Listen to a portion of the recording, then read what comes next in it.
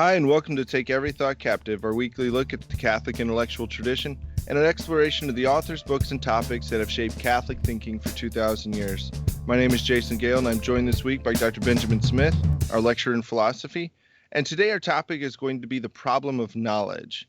Now, this problem of knowledge, it's been a central problem to philosophy and also our society. How do we know? And, so the problem is not always just what we know, but it's how do we know it? And this is what we want to discuss today.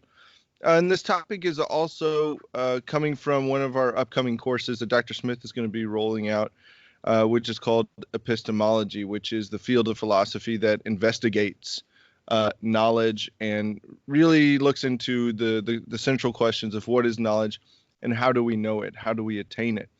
And so be on the lookout for that. Check us out at CatholicStudiesAcademy.com to find all of our courses and to look forward to Dr. Smith's epistemology course. So, Dr. Smith, as always, let us begin with some clear definitions. That's right. Yeah, Jason, some clarity. I know. Great. Yeah. You might turn into a philosopher. That's amazing. So the phrase or the word epistemology, term epistemology, I mean, good grief, right? So it comes from, like a lot of our category, it's a branch of philosophy.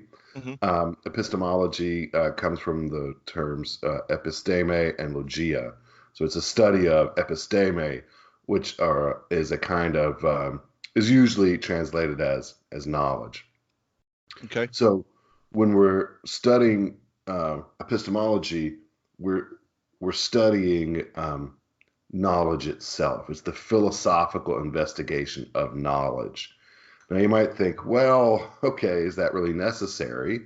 And the answer is yes, it is. Right? If you think about it broadly, beliefs, theories, explanations, judgments, arguments, all those sorts of things, right, are irreducible parts of human experience, right?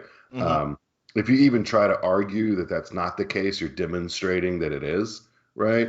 Because you're using an argument to show that argument's not an irreducible part of human experience, right? See what I'm saying? So this is just an undeniable point that thought and ideas, not only do ideas matter, as we've often talked about on our podcasts and other contexts, but in addition to that, it's something that has to be studied, right? Because if you think about it, everything else that we investigate in philosophy, say we're doing political philosophy, or say we're doing ethics or metaphysics, everything else we do in philosophy uses thought, right? Right. Thought and argument, ideas about truth, right? Those are the instruments that we use in all other forms of investigation. So one of the things that's both, I think, really interesting and also daunting about epistemology, right, is that in epistemology, we're investigating the very tools by which we usually investigate other things, right? Does that make sense? There's a kind of a self-reflective character to it. Yeah. And I think it's really evident when you look at say theories or things like that are contrary to your own understanding. Mm-hmm. And you'll read or you'll hear claims like X is Y or something. You'll say, well, how do you know that? So asking that question, like, I mean, if you've ever tried to read something like, some of the gender theories that are out there, if you've ever tried to read one of those, and I have, you sit there and you say, well, how did you get to that point? How do you know that point? How did you come about, and not just come about it in such a way as to where you're making a claim, but you're basing so much on this one thing. So the idea or the kind of the foundation of how do you know that, I think it's one of those things. It's not always obvious for people, and it may sound like you said, maybe kind of daunting or something like that. But it's a very, very important question Sure. in the sharing of ideas. Yeah, absolutely. And I think, Jason, what you just brought up there is important, because when you ask the question, how do you know, right? Yeah. What are you looking for there? I'm looking for them to justify their position on There you go. Right. facts, on That's right. something that I can also grasp. So something that is kind of universal to some degree, Mm-hmm. maybe, or something that Sure. is at least shareable, Yeah. as opposed to, your feelings, or Right. something like that. I want something a little bit more Mm-hmm. concrete. I want you to justify that for Right. me. Yeah. So some, yeah, you're looking for evidence, right? You could Yeah, say, right? yeah, yeah. For the truth of the claim that's being made here. So if you think about it this way, thought and theory and descriptions and explanations are part of an irreducible part of human experience. Hmm. Many of those thoughts and ideas. I'll just use those beliefs or ideas broadly for all of our kind of mental products, you could say, Okay. right? Yeah. Um, Many of our beliefs and ideas are about reality Hmm. and make important claims about reality, claims that at least suggest um, things about what should or should not be done. So, like claims that God exists or God does not exist, claims about, say, global warming, right? Whether it's anthropogenic or not, all those sorts of things.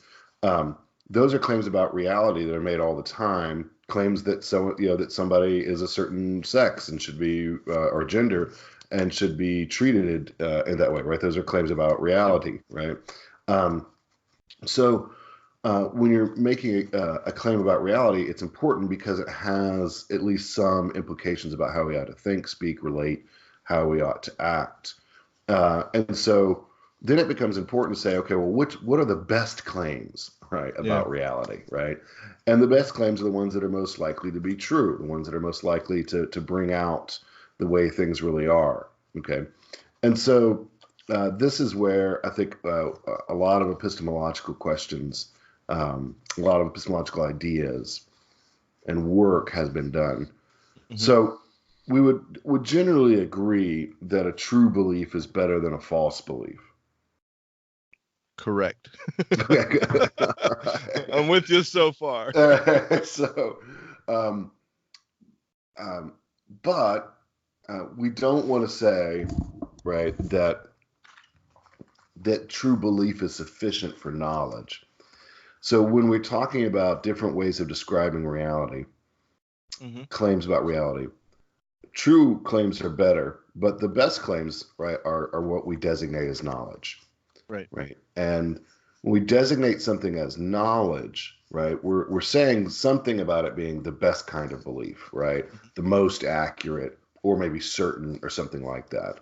Um, and let's say that you had a one way of illustrating this, right, is to see that knowledge gives you something more than a lucky guess. Let's say that Yeah. I was to claim that the Titans are going to beat the Buffalo Bills, um, 24-13. Okay, Good right, guess. right. I've got some reasons for saying that, right? I'm not just completely pulling it out of a hat, but um, let's say it turns out to be that way, right? Hmm. Hmm. Well, I might say in a moment of exhilaration, I knew it all along, right? But the truth is, Yeah. I don't know it, right? Because there's no way I could say, I mean, it could turn out to be otherwise, right? Yeah. Yeah. So Yeah. you think about it that way, um, I can't show, right, that it's necessarily true, right? Hmm. Or that it's even probable. I can give you maybe some plausible arguments about it, but I can't really say that I know it, right? There's got to be something more than that. Let me take a little bit more extraordinary example. Um, let's say that I made the claim um, that there are aliens, right? Like intelligent life. And there are, so it'll be a whole nother podcast on aliens. So I made the claim that there are aliens, intelligent life out in the universe. It's not Homo sapien or whatever, Earthling. Um, and Let's just say it turned out, to be the case that there are such things. One interesting example: what if it's true that there are aliens, but we never found them, right? Yeah. My statement would be true. We would just Yeah. never know it. Does that make sense? Yeah. Right? Like, I mean, that's kind of possible, right? A possibility to think about, right? That there could be intelligent life somewhere else in the universe, just logically speaking, and we just never found each other, right? Yeah. Or maybe they found us and they're avoiding us, right? But anyways, For good reason. they're like, no, thank you. But anyways, I mean, who could blame them, right? Yeah, exactly. But yeah. anyways, So it has, so the statement, there are aliens, while that may be true, it would never fall into the area, or it would never fall into knowledge until it can really be justified, until there can be some demonstrable evidence or something like that. yeah. Okay, So gotcha. the way contemporary epistemologists have talked about this is to say that um, that knowledge is justified true belief, right? So you think about that. Maybe belief isn't the best word, but we'll just say it an opinion or judgment, right? Mm-hmm. That's true, but not only is it true, it's justified, right? Mm-hmm. It's such that it kind of goes along with what you were asking for earlier, right? That the it the person can answer the question, well, how do you know that, right? Yeah. In a way that is effective, compelling, that sort of thing. Does that make sense? Yeah. And I think it's so, I mean, like, that's going to be our working definition there for knowledge, is that knowledge is that justified true belief. Yeah, And so we have yeah, to be able to work with that. yeah. I think that's Yeah. that's the contemporary one, and it's a pretty good one. I think there are Yeah. some problems with it, and contemporary epistemologists tend to always qualify it and say, well, we're not really sure this is the best definition we can come up with, but this is the one sort of that we have. I think Aristotle and St. Thomas have a slightly different way of categorizing that, Mm-hmm. and that is they think of it, as that knowledge involves a habit of thought, right? A habit of thought that culminates in necessary truths. Right? We could talk about that maybe sometime else, but or as we go along. But so in any event, we can maybe loop back around and think about what St. Thomas and Aristotle have to say about it. But the key issue, if you're going to accept the idea that knowledge is justified true belief, then the real question isn't so much about truth. Usually, what truth is understood as some version of correspondence. That is, that a true belief is one that reflects the way things are. That reflects reality, right? Yeah. The real issue usually comes into when we're talking about justification. That is, what amounts to a sufficient condition, right? Or a necessary condition for justification. Like, what counts as evidence here, right? Right. Does that make sense? Yeah. You can't just say, well, it's justified because I say it is. You can't just declare it to be, like it. Uh-huh.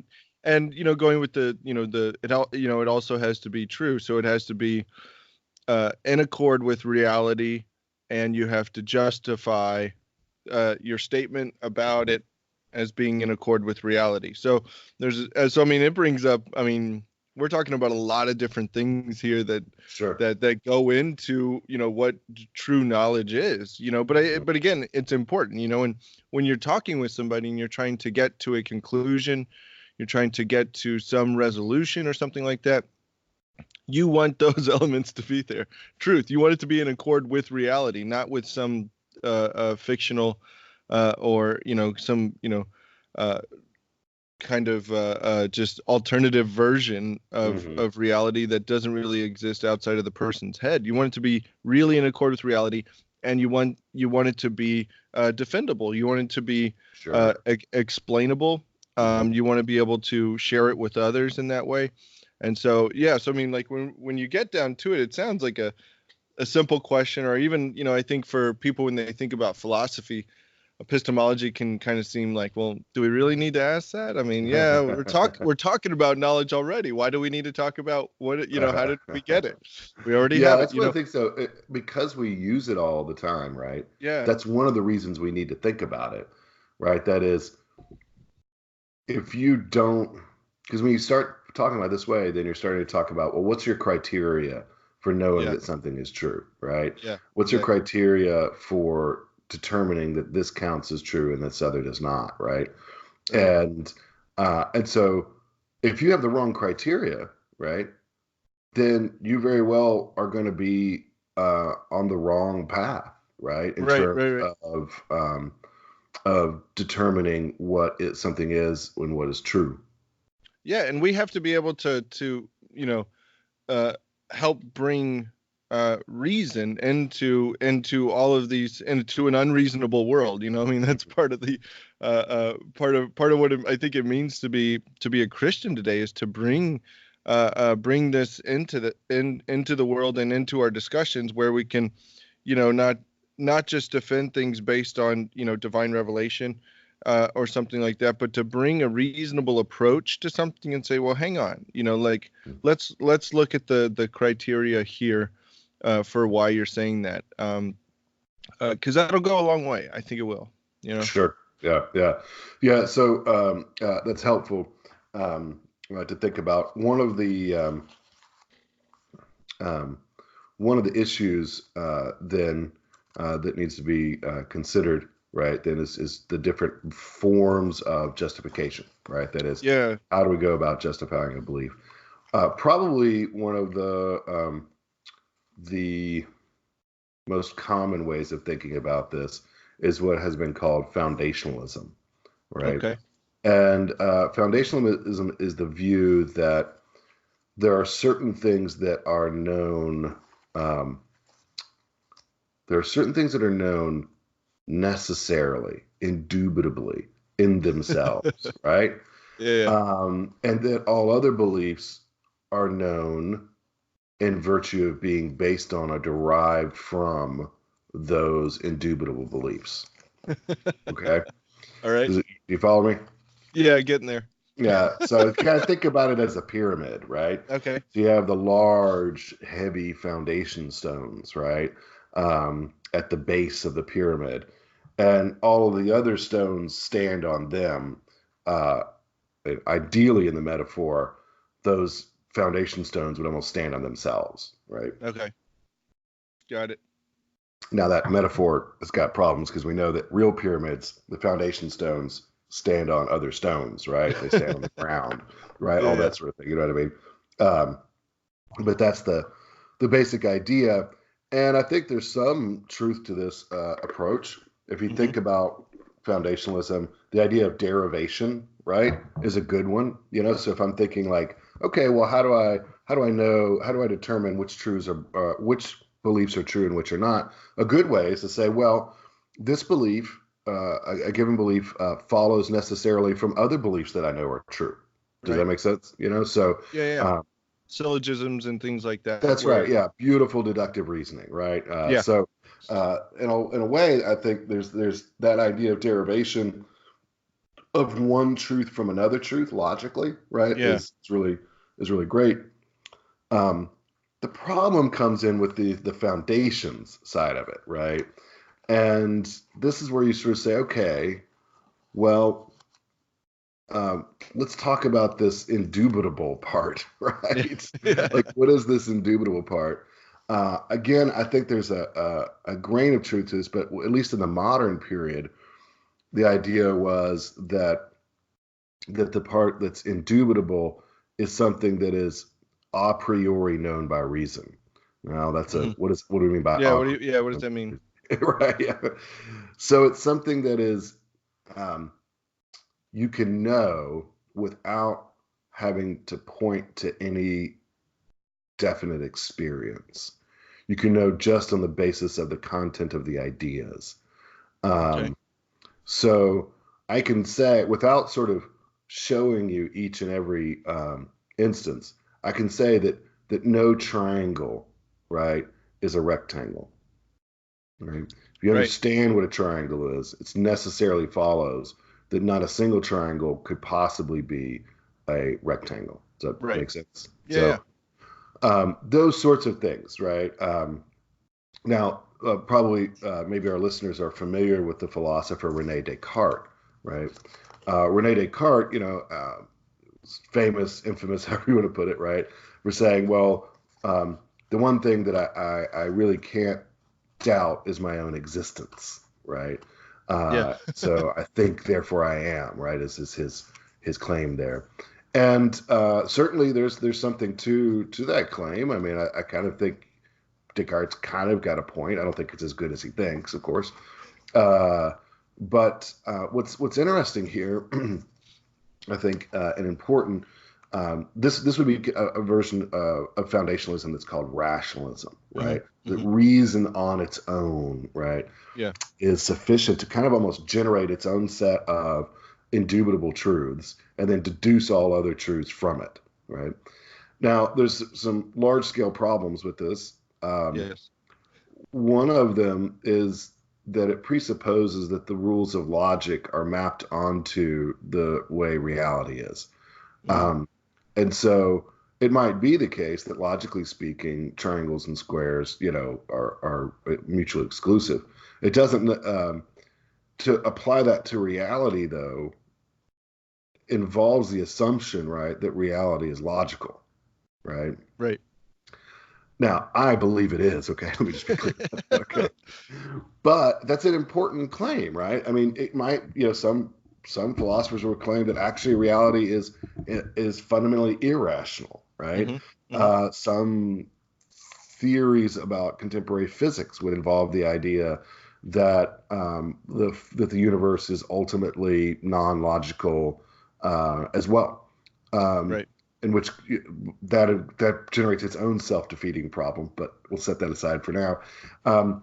So, do you get the idea? Yeah, according to the rules of the mind, certain logical things have to work a certain way, but there's no non-circular reason for claiming Yeah. Yeah. Yeah. that reality fits the pattern of human logic. Yeah. So going back to your illustration there with the pyramid, like before you start to build on those foundational rocks, those rocks need to be justified. You Right. can't just say, well, everybody knows this, Mm-hmm. Yeah, yeah, yeah. or these things are just self-evident, well, Yeah. Well, that's the claim, is that some things are self-evident, and it that's might be true. There are. Yeah. it might be true that some things are self-evident, but even if they're self-evident to us, it doesn't necessarily follow that's the way the world is, right? Right. Right. You need to Well, yeah. you need to And bring in a larger picture, yeah. actually, in order to say it's self-evident to the human mind, and therefore true in reality. Right. Well, and that's the other thing is to also show that even if it's self-evident, that doesn't mean that you can't justify it in an external way before moving on. Like Sure. if you claim that it's self-evident, somebody else doesn't see it. Well, there, like because we would say things like, 1 + 1 is 2. Mm-hmm. That's self-evident, but my 2-year-old, no, that's not self-evident. So Sure. there does need to be some justification. Now, Yeah, when you that's a have really I good. think, Mm. and That's a I really think good when point you, there, Jason. One thing I want to bring in there yeah, with that is when your 2-year-old fails to see that, yeah, that's not evidence that doesn't prove that it's not self-evident. It shows that there are external conditions to knowledge that your right. 2-year-old doesn't fit yet. Does that make sense? No offense to your 2-year-old. No, it's fine. I will pass along your sorrow. But uh, but I mean, like, but we have to. I think that's important to remember, especially when we're talking to people about things that we think are self-evident, like things that have to do with like human nature, that we're Sure, like, sure. well, it's just is. Right, It's like, right. okay, Well, just because you think it's self-evident and things like that doesn't necessarily mean that you don't have to justify it or you don't have to do these things. You may have to take that extra step because, like you said, there is an something external that is blocking somebody from receiving sure. that what should be self-evident knowledge. Yeah, Um, that's helpful. And very often, I think it involves. I mean, ultimately, kind of the external conditions for knowledge. Ultimately, I think are not something that epistemology can fully delineate. Actually, I think it involves having a certain metaphysical picture, right, of the world. And I'll come back to that at some point here. But I think that's important. So let me finish thoughts about foundationalism. The other problem with foundationalism, the other critique that you can mount, is that foundationalism seems to be self-defeating. Foundationalism claims that in order for a belief to be counted as knowledge, it must either be intuitively self-evident or derived from intuitively self-evident truths. But that claim itself is not intuitively self-evident nor derived from other intuitively self-evident truths. Do you follow me? Yeah. So the logic behind like the argument is not necessarily present in reality. That's right. So that's the kind of knuckle busting right critique, and it's too bad. At that point, you just kind of, as an epistemologist, kind of have to hang your head and say, well, darn it, I guess it has to be something else. So the other major alternative here, there are lots of nuances here that have to be left out just kind of give a general lay of the land. But one of the nuances here or one of the alternatives is to say, okay, well, it's not foundationalism. What we need is coherence, right? Okay. So what makes your set of beliefs correct, okay? What makes a set of beliefs or a given belief knowledge, right, and justified, that's key. What counts as justification is not foundationalism, but coherence with your other beliefs. So if you can demonstrate that a given belief is consistent with your other beliefs, right? So you have sort of a web. This is the way they like to think. This is the metaphor, right? It's a tapestry. It's a web of self-consistent beliefs, right? That justifies, right, a given belief, right? So as long as it's internally consistent, okay, then we can kind of do the work that beliefs are supposed to do. We can describe the world in a way, and that's sufficient. So think about this. Think about scientific beliefs, right? Okay. Modern science is generally, to the many, right? Modern science is thought of as sort of the gold standard, right, of knowledge, right? So that if it's consistent with other scientific beliefs, then a belief must be true, right? Something like that. And that's because we've become deeply confident of the scientific method and of various other scientific claims, right? So claims about heliocentrism, claims about the fundamental forces of nature, claims about sort of biological structure and the diversity of life and things like that. People have become very confident, right, in various claims. And so if you're going to accept, X, Y, and Z as a scientific belief, right, because it's science, right, then hypothesis T also should be accepted, right, if you're going to be consistent. That makes sense. Yeah. So that really what makes science so appealing, right, and sort of the body of scientific beliefs that has developed. One thing that's important here is a coherentist scheme doesn't require you to always have the same set of beliefs, right? So there's certain flexibility to it, right? Yeah. Most people don't realize this, but scientific beliefs, scientific hypotheses come and go all the time, right? Yeah. Actually, it's not like science is this body of knowledge. It's a system that generates a body of we'll say highly warranted, right, beliefs, right, or conclusions. But sometimes even those get revised, right, over time. Yeah. Right? Don't even get me started about Pluto. I will. That's right. I'm still mad about Pluto. Declares right. dwarf planet. It's ridiculous. In any event, what makes science knowledge is its coherence, right? Yeah. Now, on the other hand, you could also make the claim. So, does that make sense? That approach? Yeah, it does. And I think when you look at the modern person, I think a reason why this, I think the reason why people get so attached to science and say to the extent that they will say, I am a man of science, is that I think it's for epistemological reasons, whether they recognize it or not. They're saying that this is the highest form, or this is the truest belief that has been justified to the best degree. Therefore, I am going to make this my bedrock. So I mean, I think the reason why people go to it with such emphasis to even declare them to be men of science and things like that is because they for those things that you just said, that they feel that it is the most justified true belief. Sure. So I mean, I think there's I think that should maybe hint to us about the power of what good epistemology can do. It can really shore up the beliefs you have, and like you said, at least make them coherent. Yeah. Sure. Yeah. So with what you just said there, at least make it coherent. Right. So the at least part, I think, is instructive. Yeah.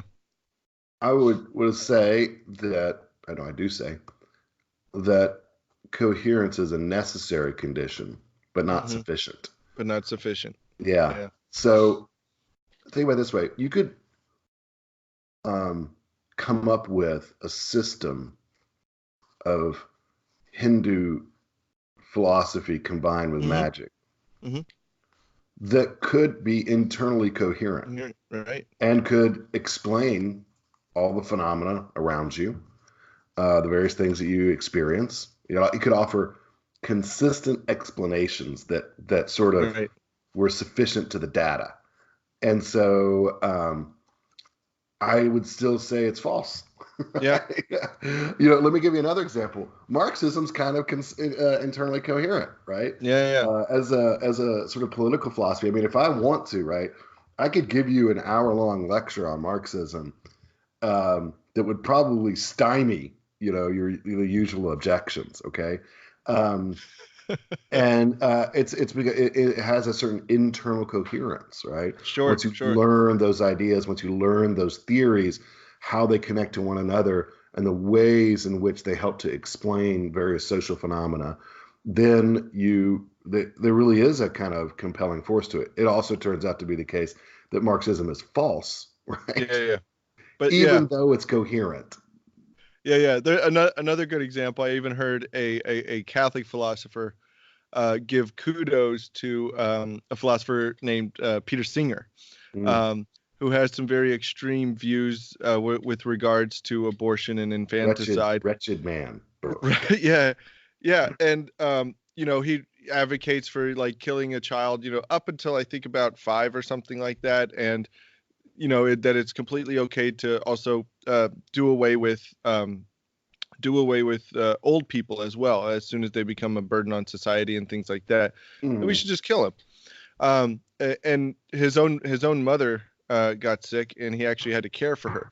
And somebody pointed that out, and they said, "Well, why didn't you just, And he said but his response was, "My philosophy is harder to live than it is wrong, or than it, So and the thing is, so it's internally coherent, but practically not applicable.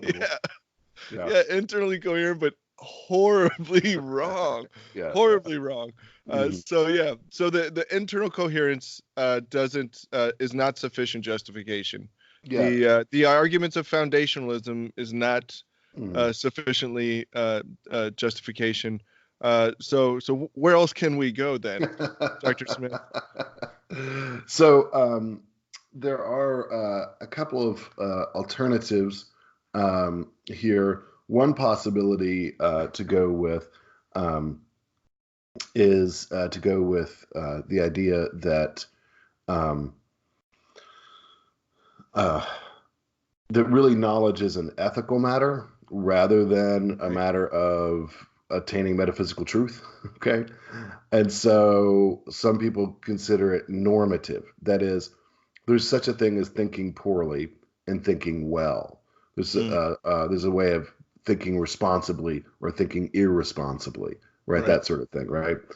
Now, I'll admit that I find that some of this, the thing that's interesting about epistemology to me is I find all of them, almost all the theories have something to them, right? There's like some insight there, right? But then it doesn't ultimately work well enough, right? Yeah, there's some either, fatal right? flaw. Yeah. Yeah. So I think there's something correct about this. I mean, when I teach logic, when I've taught logic especially, there's a way in which teaching logic is normative, right? Mm-hmm. I want to say, to the students, yes, you have the power to reason naturally. It doesn't mean that you naturally reason well, right? And so what we're trying to do is help you to reason well.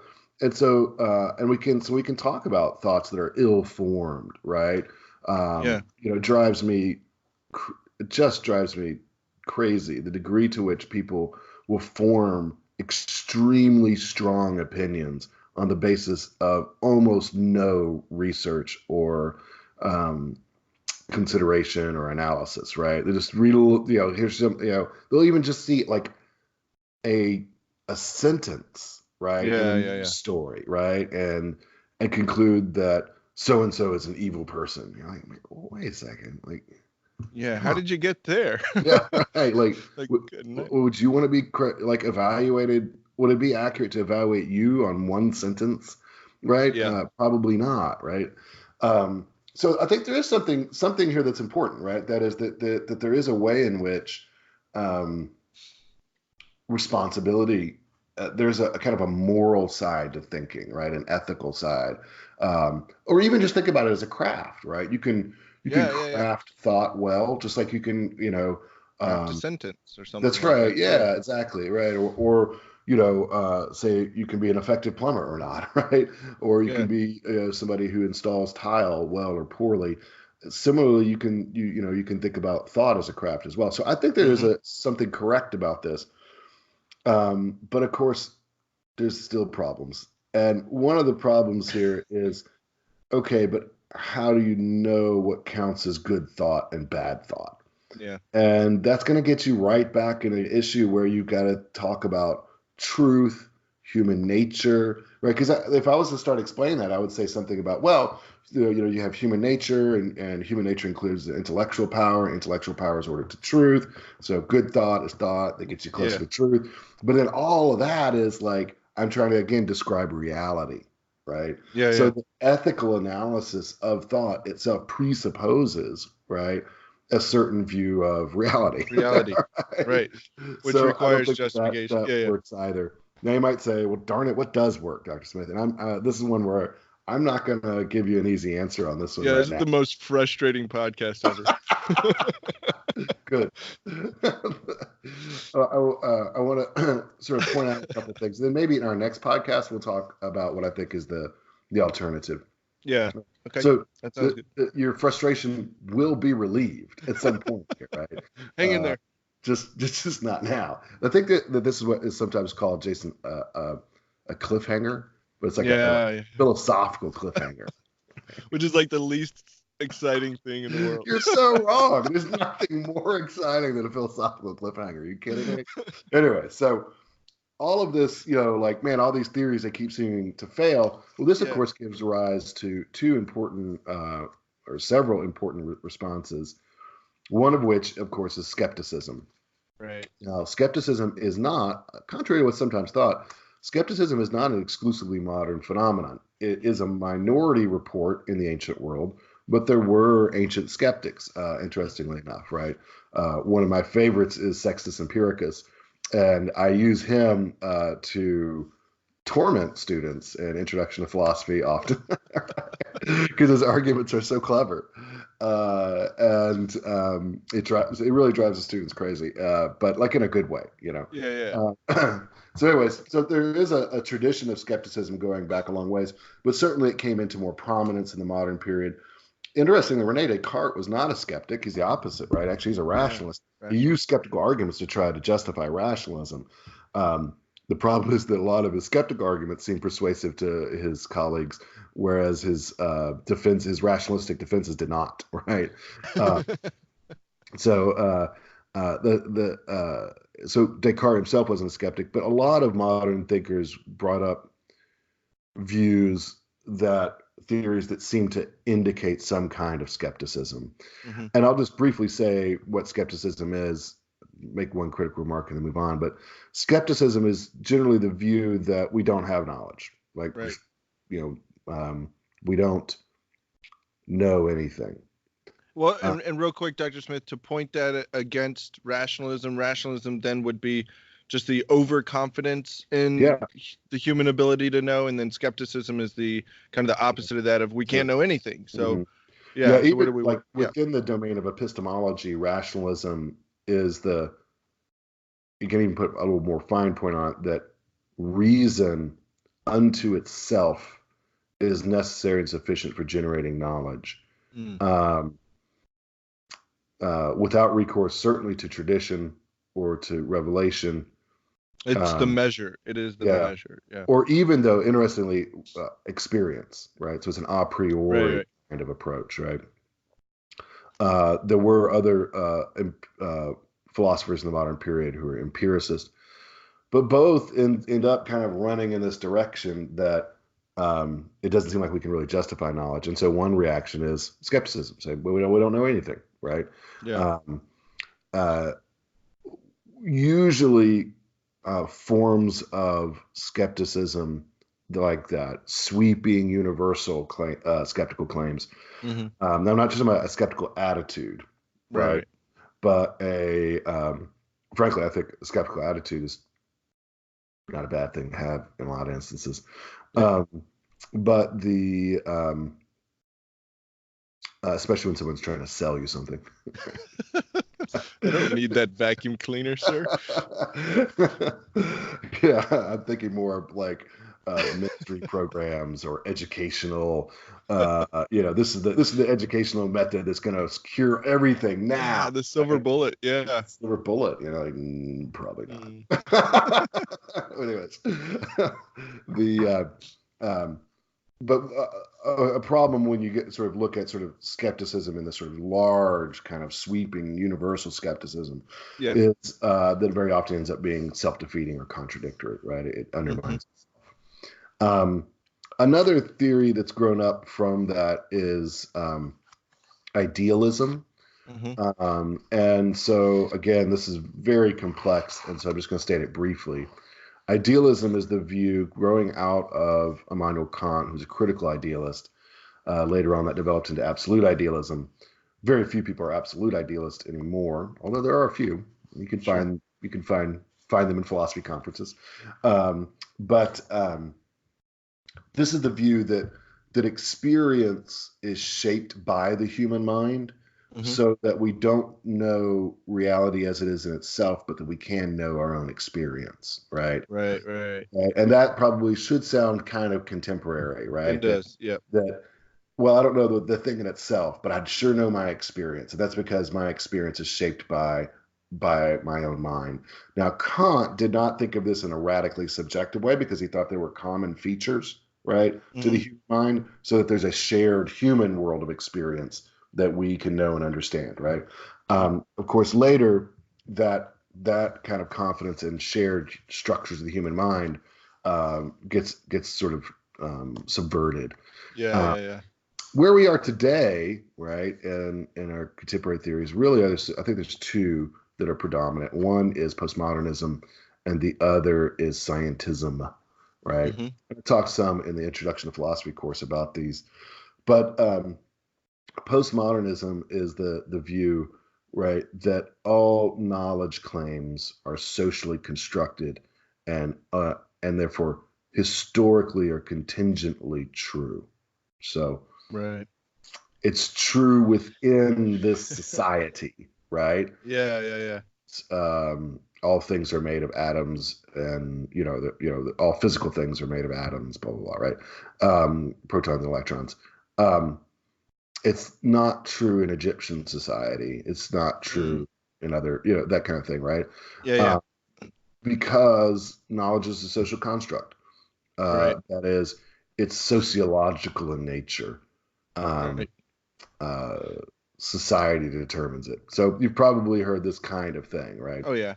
Yeah, and you'll hear that with especially gender theory and things like that. Going into all kinds of some will say, well, sex is biological, gender is a social construct. So we are in a new society, so we can socially construct this however we want. Sure. And then there's those that even go further and say, no, sex and gender are both social constructs. Everything is a social construct. Sure. Including this theory. Yeah. Postmodernism in academia is not quite as strong as it was in the hard edge. So when I was going through as an undergraduate, there were professors who would say that science itself is a social construct, right? A social construct meant to empower imperialists, the scientific community, and capitalists. Wow. Yeah. That's awesome. I would say most philosophers have kind of backed off of that part, because the other version here that's very strong is scientism, and that's the view that only science is knowledge. Right. That runs into its own difficulties, but the claim here is, look how powerful science is. Yeah. Look how its beliefs can be publicly and easily verified, right? Yeah. Look at it, how its internal consistencies, right? Given both its power, its internal consistency, its ability to be verified, it is the example of what knowledge is. It's the highest degree of certainty that we can have is produced through the repeated use of the scientific method. Yeah, and I think they would also say, and look at also how science it's free from religion, it's free from culture, it's free from bias. From bias, from time, because it has all of these things. Okay. Yeah, because it's methodological rigor, right?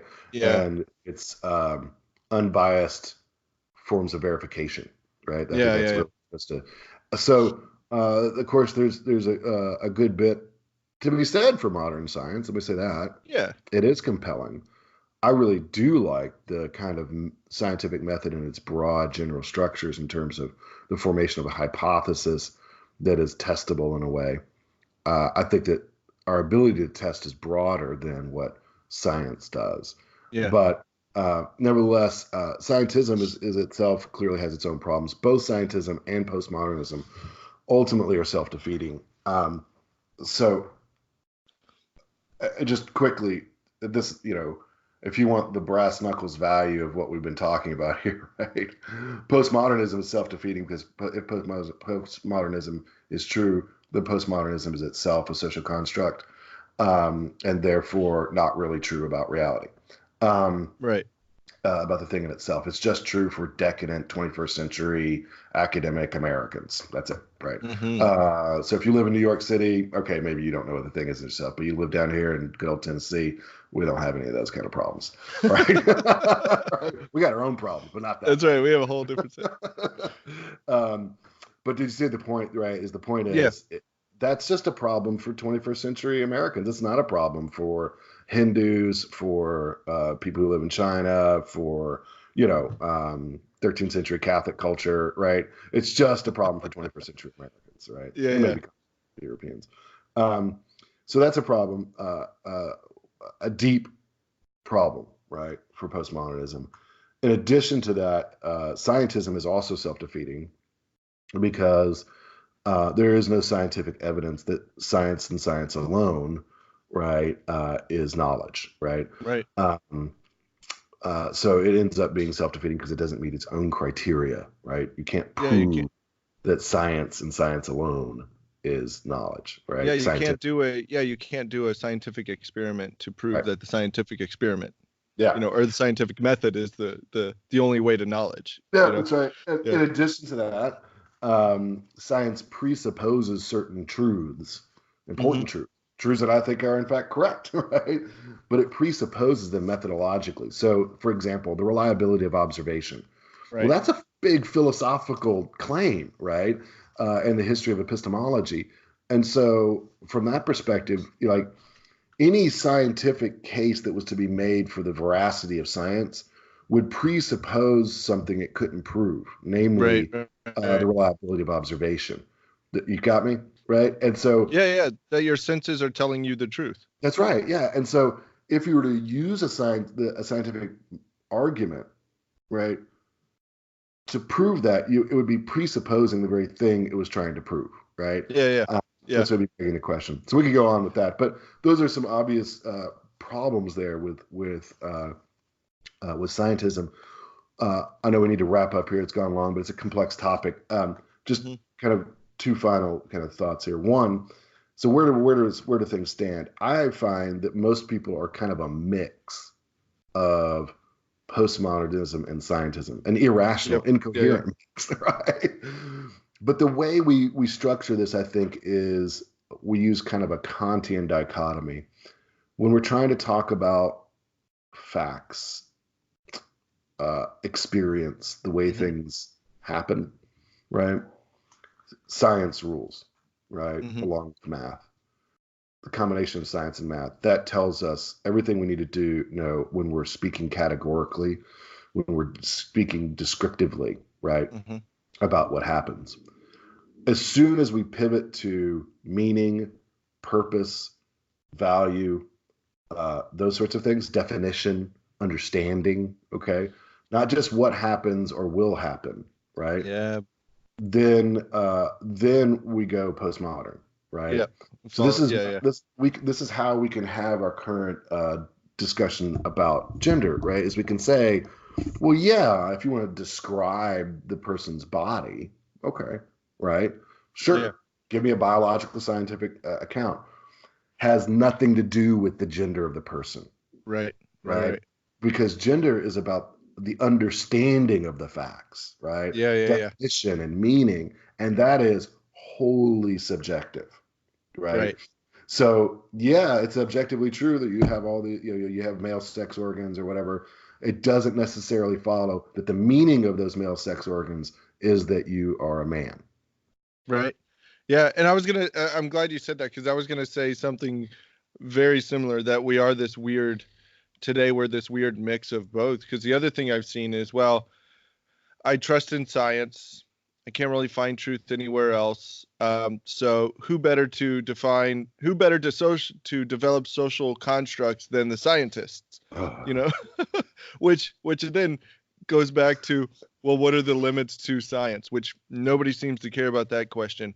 Mhm. Um, so even when you have social constructs being determined by scientists, or by people who think they're scientists or something, you're going to leave out an entire part of not just nature but reality Mhm. that you're Mhm. not even going to get into. You're either going to wholly ignore it, or you're going to distort it to the point of destruction. Right. Which I don't know if we're quite there yet, but Getting there. Getting yeah, there.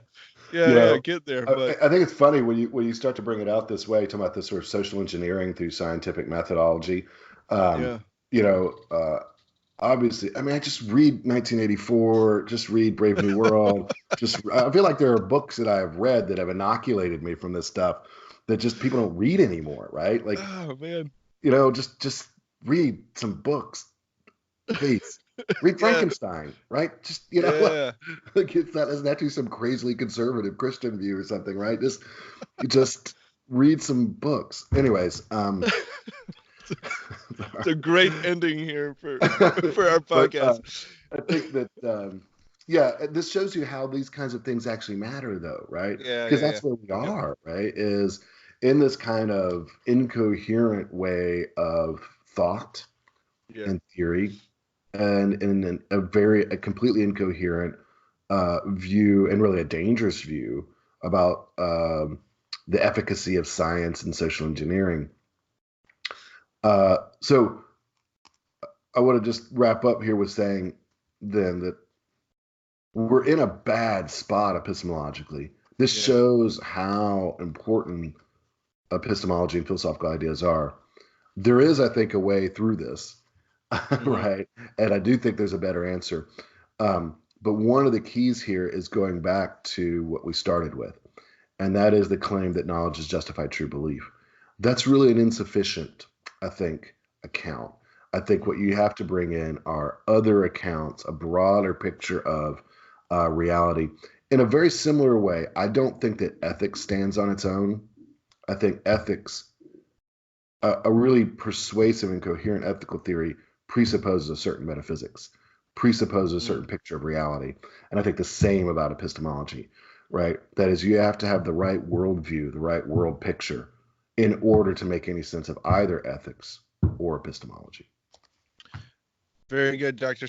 Smith. And I think for our listeners out there, especially for a country that was once predominantly Christian, that has lost their Christianity, it's going to be reason that begins to, I think, open them up to the truth of Christianity. That when, and this is why I think so much of apologetics will be kind of a philosophical apologetics, where you begin to kind of poke holes into their own logic. Because that's the thing, while many in our society have lost the faith, hopefully they haven't lost the ability to reason. I know their reasoning may be faulty and horribly wrong, and we encounter that every day. But if we can take them step by step into showing serious problems with the way that they are reasoning to their conclusions, I think that can then give them some really good skepticism of their own ideas, and begin to say, well, okay, maybe there's something else. Maybe there's another way. Right. Maybe there's something else out there that explains this better. That the justification is more in line with the reality that is there. So like you said, we're in a bad spot, but it is one of those things. This is such an important area that affects every part of our life with regards to knowledge and to understanding and to explanation. So Dr. Smith, thank you. And we look forward to next time where we'll get into an answer to this blasted question that we didn't seem to get around to today. So with that, I want to thank our listeners. Check us out at CatholicStudiesAcademy.com. Until next time, God bless.